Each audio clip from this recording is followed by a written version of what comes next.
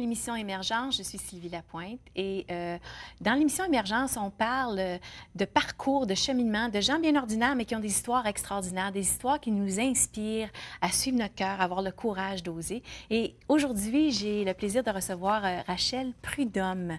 Bonjour Rachel. Bonjour. Comment tu te décrirais?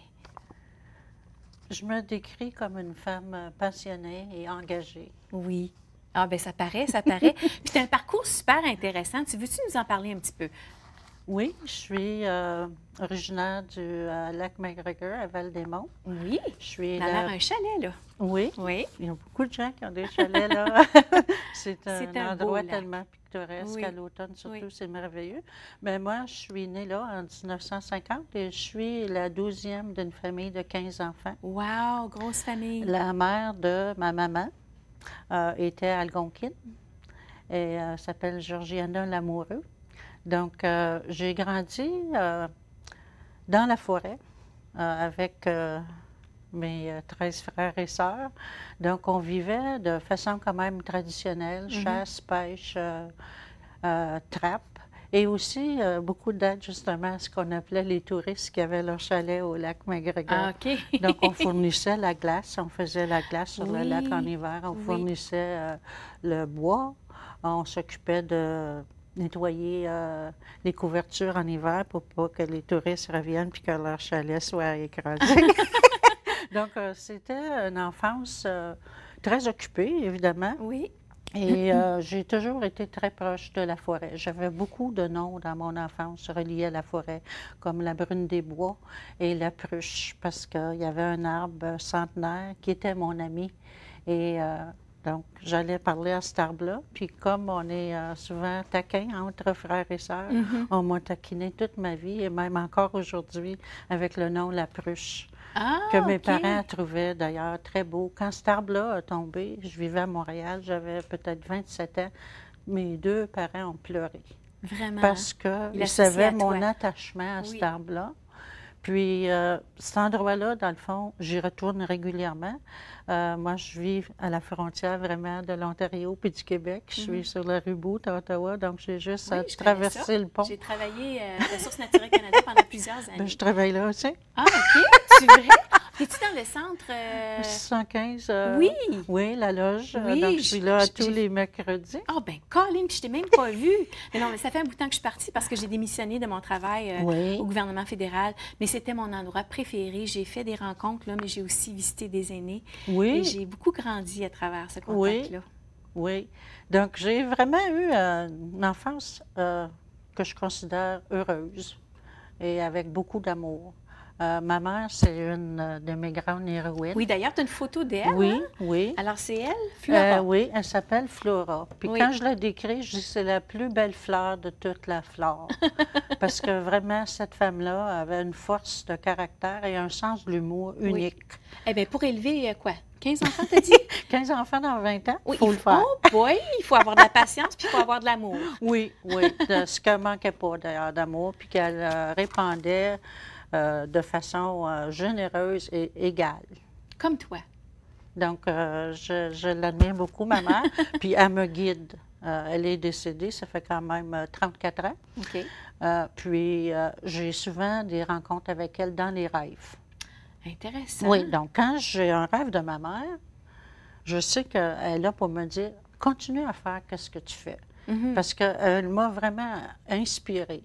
Mon premier travail a été travailler avec ce qu'on appelait dans ce temps-là le tiers-monde.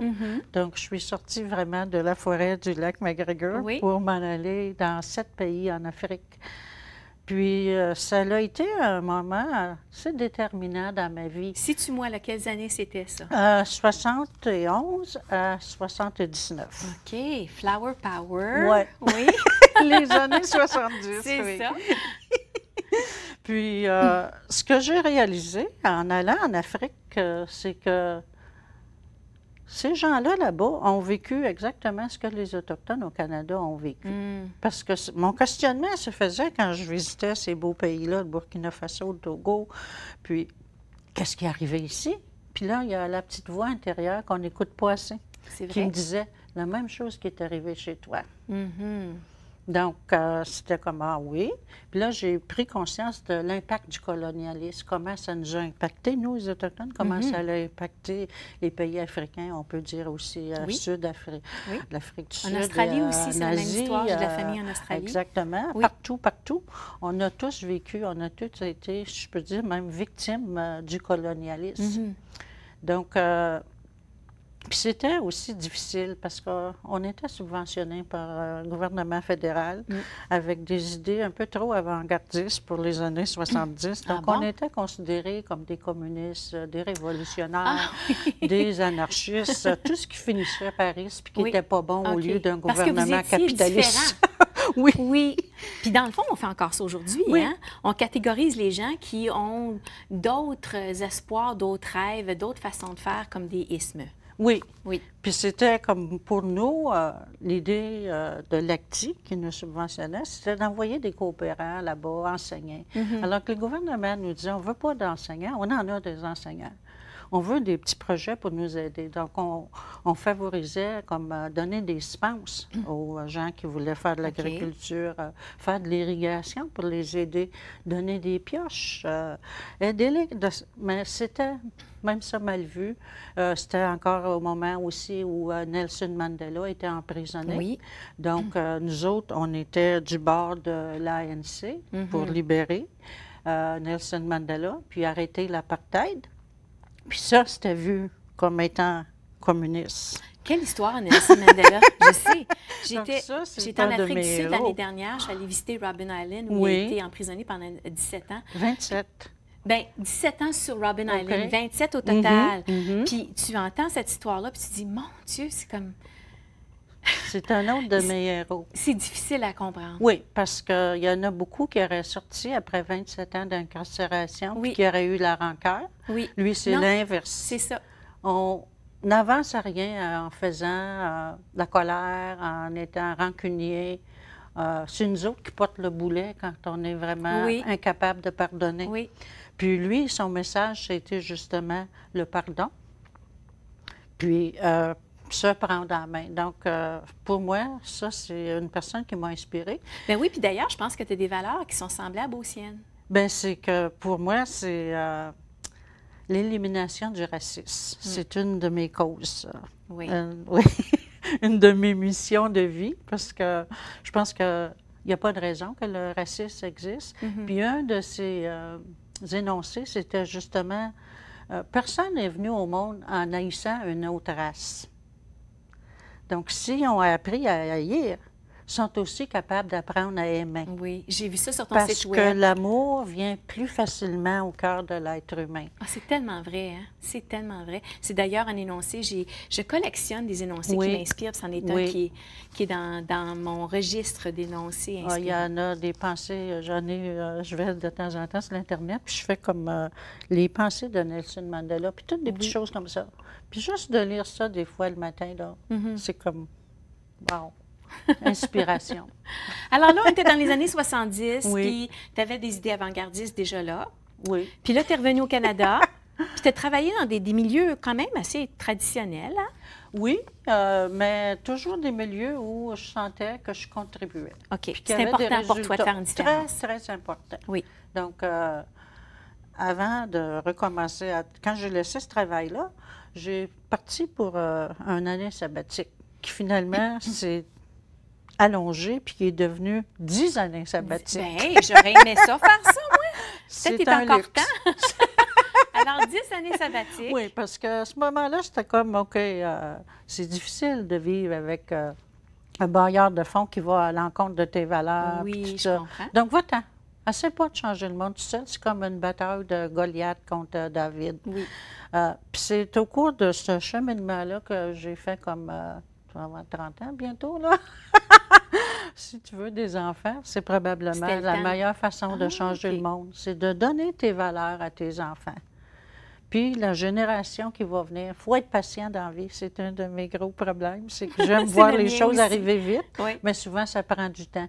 Puis je vous dis que mes deux enfants, ils ont maintenant Sonia et Zachary. Sonia, 37, Zachary, 33. C'est une photo d'eux quand tu étais tout petit, Oui, hein, ça? oui, parce que je les emmène en forêt où j'ai grandi, en plein dans la forêt, passer avant qu'il naisse jusqu'à maintenant même. OK. J'aime retourner sur ma terre natale, cuisiner dehors, être complètement coupée de tout ce qui est mondain. Oui, je comprends. Et d'ailleurs, pour même organiser notre entrevue, tu me disais, Sylvie, OK, là, je suis dans la forêt, cette Oui. semaine-là, puis cette autre semaine-là, il faut que ça se passe à ce moment-là. Donc, c'est quelque chose qui est hyper important pour toi. Oui. C'est des valeurs et puis un amour que tu as transféré à tes enfants aussi. Oui, oui. Oui. C'est pour moi important que les enfants, d'abord, dans leur très jeune âge, aient quelqu'un qui se consacre à eux autres, comme à temps plein. Oui. Moi, quand j'ai décidé de les avoir, ces deux enfants-là, c'était comme, ben je vais sûrement pas aller courir dans les garderies, puis le déposer, mon enfant, puis le ramasser comme un petit paquet le soir. Puis aussi perdre leur langue, parce que j'ai vécu à Sarnia, en Ontario. Oui. Donc, la langue française aussi est importante pour moi. Je trouve d'ailleurs tellement triste que je ne parle pas la langue de ma grand-mère, l'algonquin, que je me dis, je ne veux pas en plus ne pas avoir des enfants qui parlent le français. Et c'est ce qui est drôle. J'ai marié un anglophone. Et puis, avant de dire oui, je lui ai dit, regarde, là, pour ma grand-mère Marie-Ange Farran, là, ça, c'est critique. Il faut que tu me promettes qu'on va éduquer nos enfants en français. Puis, il a dit, pourquoi? La langue de la science, c'est l'anglais. J'ai dit, je m'en fous, ça va être en français. Oui. Donc, j'ai des enfants bilingues, mais pour moi aussi, c'était vraiment là, hyper important Pour moi aussi. de conserver cette culture-là. Oui. Il y avait une école française à Sarnia. C'était une école catholique. Mes deux enfants ne sont pas baptisés. Donc, en 88, oui. C'était quand même quelque chose de dire, vous allez les prendre. Oui. Déjà là, tu avais du front, hein? Tu avais du front. Sais-tu quoi? On va prendre une pause. Mais il s'est passé un moment, un point tournant dans ta vie. Puis au retour de la pause, j'aimerais que tu me parles où est-ce que là, tu t'es vraiment approprié ton héritage algonquin, ton héritage autochtone. Oui. On en parle après la pause. C'est bien, merci. Rachel Prudhomme. Merci.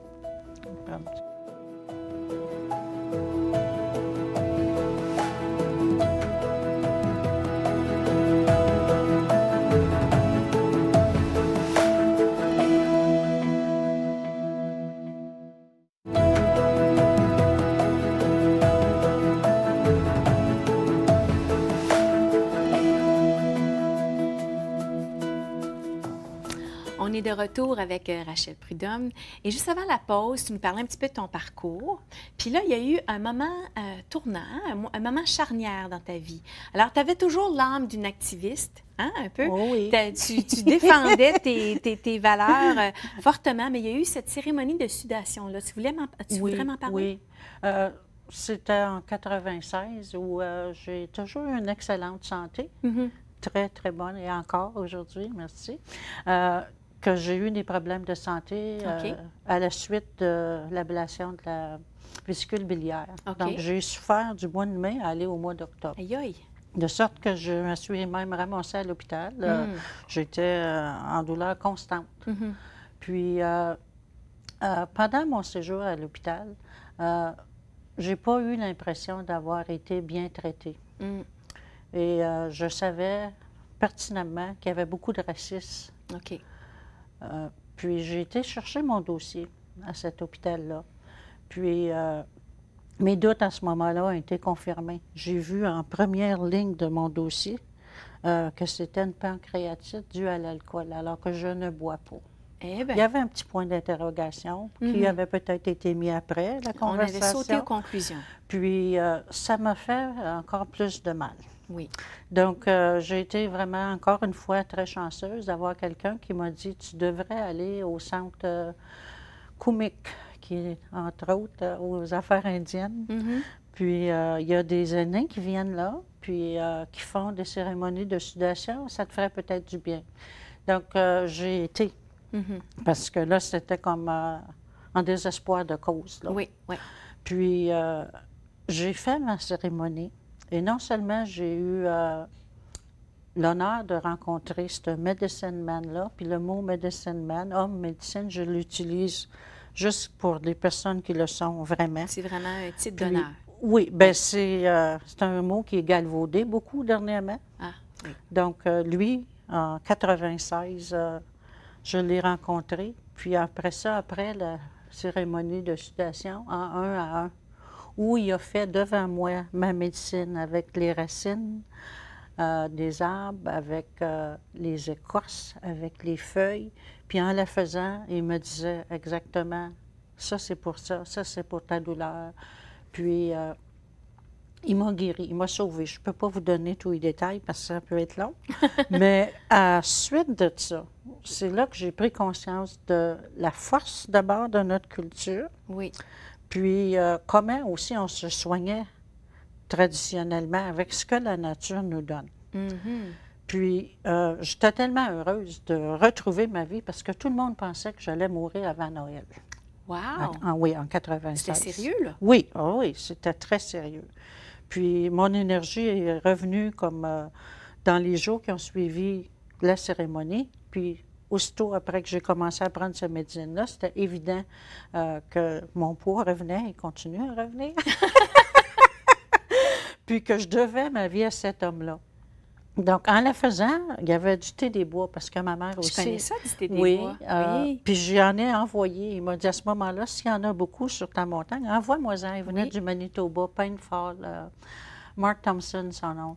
Puis j'ai envoyé pendant toutes les années qui ont suivi du thé des bois. Oui. Puis pas seulement ça, mais là, c'est... le message en moi est venu.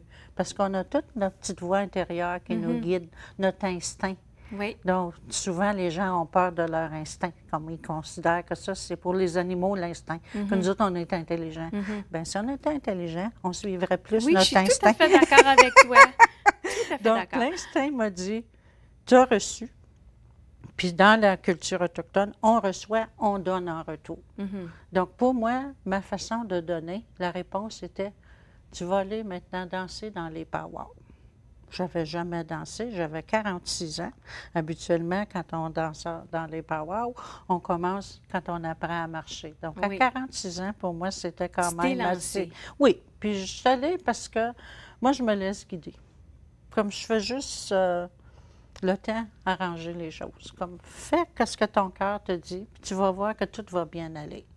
Donc, ça fait maintenant... 97 que j'ai commencé, ça fait 21 ans que je danse dans les powwows. Wow. Pour moi, c'est ma façon de redonner à la communauté. Oui. Puis je fais les powwows traditionnels parce qu'il y a 2 types de powwows. Évidemment, je n'irai jamais en compétition parce que pour moi, c'est pas un spectacle.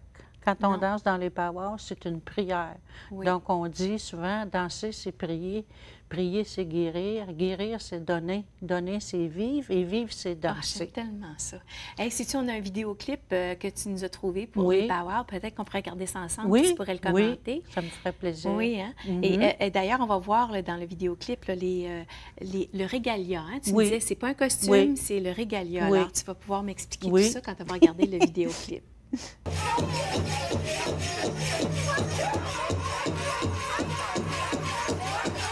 Donc, celle-là qui danse maintenant, c'est les...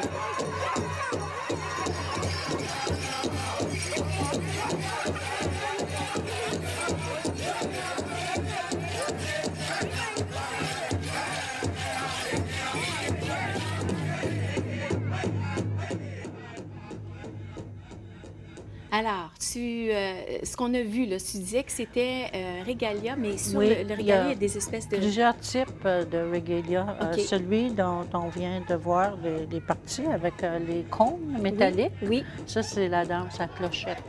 Et l'histoire, parce que chacune des danses a une histoire, puis il y a des danses pour les femmes, pour les hommes. La danse à clochette, c'est pour les femmes.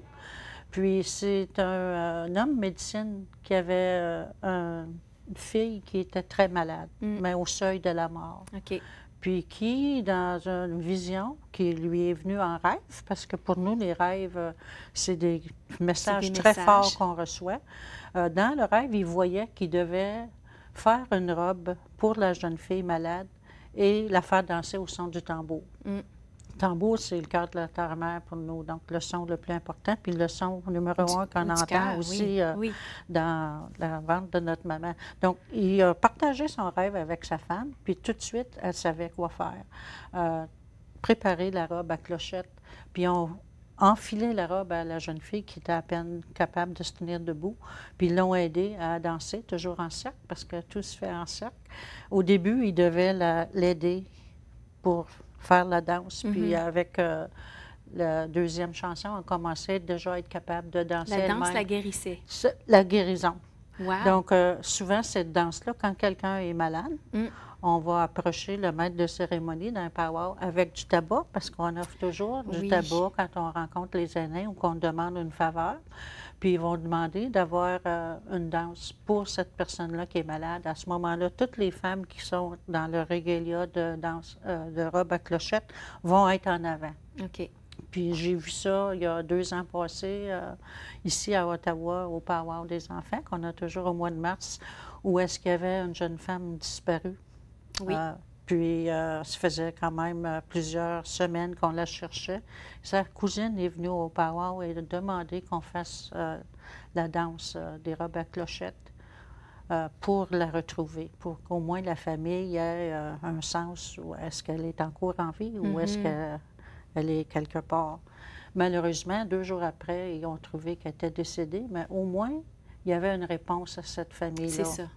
Bien, c'est une des danses que j'aime le plus, la danse à clochette, parce que est tellement significative. Oui. Puis c'est tellement vrai aussi qu'il y a de la guérison. Il y a de la guérison dans toutes les danses. Pour ça, je dis danser, c'est donner et c'est guérir aussi. On achève à la fin de l'émission, puis tu as apporté avec toi un petit peu ce qui consiste ta routine du matin. Est-ce que tu veux nous parler des objets que tu as apportés, puis de la routine qui fait que tu commences? Dans le fond, juste pour terminer cette partie-là, cette cérémonie de sudation-là, l'homme de médecine t'a amené à vraiment à t'approprier cette culture-là, à vouloir la défendre, à vouloir la personnifier essentiellement, hein? Et donc, ça a été comme un point culminant dans ta vie. Et là, dans le fond, ça fait partie intégrale de qui tu es, puis comment tu commences ta journée aussi. Oui.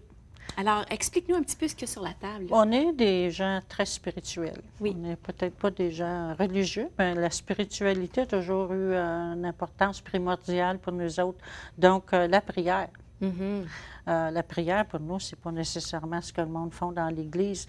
Donc, c'est les rituels. C'est ça. Donc, moi, mon rituel à tous les matins, c'est de faire la cérémonie de purification que souvent on connaît mieux sur le nom de faire le smudge. Oui. Donc, en quoi ça consiste? Le smudge, c'est d'utiliser les 4 médecines sacrées qu'on a. Donc, la première étant le tabac. Oui. Souvent, les gens ont une perception du tabac, le tabac indien, le tabac illégal, alors que pour nous, c'est tout le contraire. Le tabac, c'est la première plante qui a été mise sur Terre.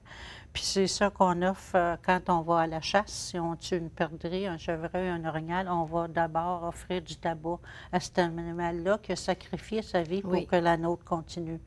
Moi, j'offre le tabac tous les jours, mais aussi, ce que je fais, je mélange ces 4 médecines-là. Donc, le tabac, le cèdre, que tout le monde connaît, parce qu'on a toutes les belles aides de cèdre partout, mais qui a un effet aussi médicinal et purificateur. C'est pour balancer les énergies mentales, émotionnelles, spirituelles et physiques. OK. Avec l'herbe, le foin d'odeur. Oui, j'adore le foin d'odeur. J'en ai maintenant dans ma cour. T'en as vraiment? Oui. Bien, dans ma cour, dans des boîtes de conserve, parce que je ne peux plus... Donc, la propriété du foin d'odeur, c'est d'amener de l'énergie positive. Puis, la sauge, que j'ai ici, que je connais, la sauge, c'est pour éloigner toute négativité. Donc, on allume ces 4 médecines-là ensemble et avec la fumée, on prie que nos pensées soient des bonnes pensées. Oui.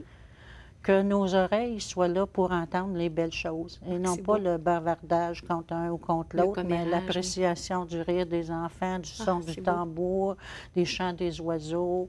Que nos yeux voient la beauté. Que notre bouche parle des bons mots. Parce que souvent, on considère les fusils, les couteaux comme des armes, mais les paroles peuvent être aussi assez désarmantes et très blessantes. Donc, de juste dire des bonnes choses. Que la paix soit dans notre cœur. Qu'on ne porte pas la colère. Celui qui porte la colère se fait du tort à lui-même, à elle-même. Qu'il n'y ait pas de rancune, qu'il n'y ait pas de jalousie. Donc, que de la paix dans notre cœur, que de l'amour. Puis en tant que maman, merci pour le cadeau de la maternité. Et comme je danse dans les powwows et que j'ai besoin de mes jambes, merci pour mes jambes. Et je mets tout le temps la fumée en dessous de mes pieds aussi. Je vais mettre mon bol par terre, puis je vais comme ça demander que mes pieds m'amènent là où je dois aller aujourd'hui. Que c'est beau, Rachel Prudhomme. On a déjà presque terminé. Je te demanderais, si en 2-3 mots, tu veux nous laisser quel message? D'écouter les jeunes. D'écouter les jeunes. Moi, j'adore travailler avec les jeunes. Je travaille avec les Forces armées canadiennes, avec des jeunes de tous les coins de notre beau grand pays. Oui. Puis, je pense qu'on a intérêt à écouter ce que les jeunes ont à nous dire. Tout à fait. Hein, la naïveté puis le sens d'émerveillement. Oui. Merci oui. beaucoup, Rachel Prudhomme, de ces beaux messages.